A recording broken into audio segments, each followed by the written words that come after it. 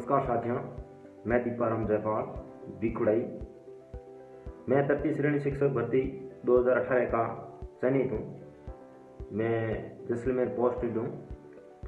मैं आपको बता दूं कि अभी जो 33 श्रेणी शिक्षक भर्ती की घोषणा हुई है, उसकी तैयारी कैसे करनी है, क्या पढ़ना है, क्या नहीं पढ़ना है। ठीक है, ये मैं बता रहा हूँ। मैंने जिस प्रकार तैयारी की है उसी प्रकार मैं आपको बताना चाह रहा हूँ। सबसे पहले आपको बता दूं कि आपको सिटिंग पावर होनी चाहिए आपके पास। कम से कम आप 5-7 घंटा डेली बैठ सकते हो। आपके पास अभी समय 4 महीने है। 4 महीने ठीक है, बराबर है, कोई ज़्यादा है नहीं कम है। इसके लिए आपको 5-7 घंटे तक आपको बैठ के तैयारी करनी होगी। अब आपको बता दूं पढ़ना क्या है, क्या क्या पढ़ना है। लोगों के मन में आता है कि कौन सी बुक पढ़ूं, कैसी बुक पढ़ूं।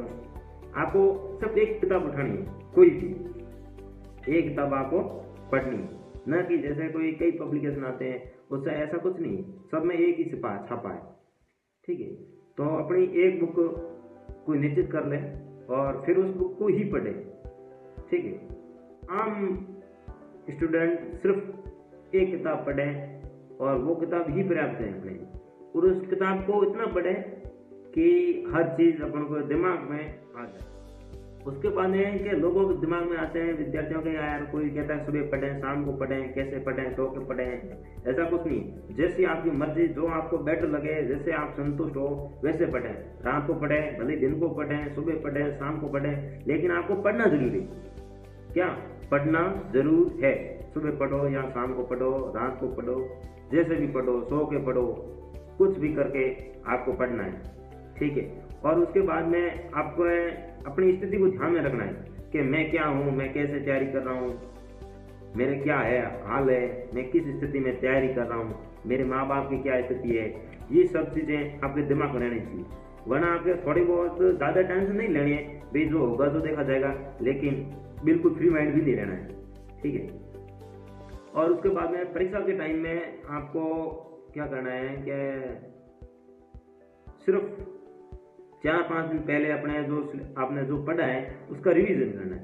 रिवीजन इस प्रकार करना है जैसे कोई अपने किताब खोल दी, उसका टॉपिक खोल दो, टॉपिक देख लो भाई इस टॉपिक में क्या क्या है, और उस टॉपिक के दिमाग में आना चाहिए इस टॉपिक में ये हैं, इसके ये भेद हैं, ये सब प्रकार। अगर नहीं आ रहा है तो आपको उसी किताब को वहीं रोक दे और उस टॉपिक को पूरा वापस पढ़े।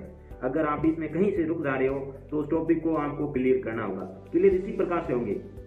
ठीक है, और जैसे परीक्षा टाइम आ जाता है एक दिन पहले, तो आप रिलैक्स हो जाना है। फिर आपको कोई कुछ भी नहीं करना है, बिल्कुल फ्री माइंड हो जाओ।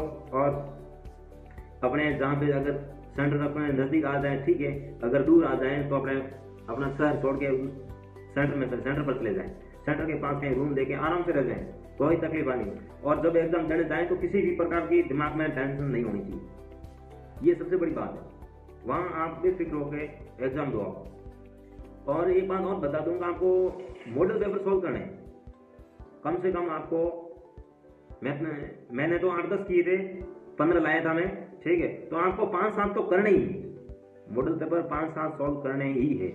मॉडल पेपर बहुत बढ़िया, आपको स्कोर करने में मॉडल पेपर बहुत ज़्यादा सहयोग देते हैं।